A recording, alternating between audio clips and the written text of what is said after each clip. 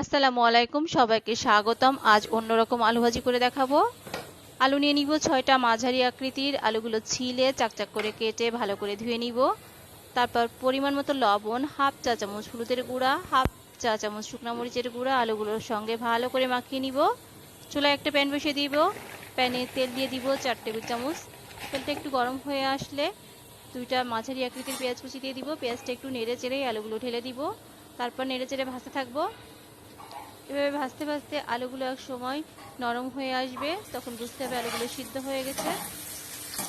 মূলত এই ভিডিওটা তাদের জন্য যারা আলু ভাজি খেতে পছন্দ করেন কিন্তু আলু কুচি কুচি করে কাটতে পারে না, তারা এভাবে চাকচা করে আলু ভাজি করে দেখবেন, খেতে দারুণ লাগে। এটা মূলত রুটি, পরোটা এবং গরম ভাতের সাথে খেতে দারুণ লাগে।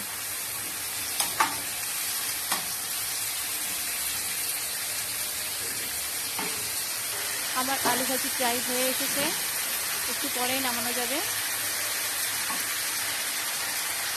সবাইকে ধন্যবাদ আমার আলু ভাজিটা দেখার জন্য।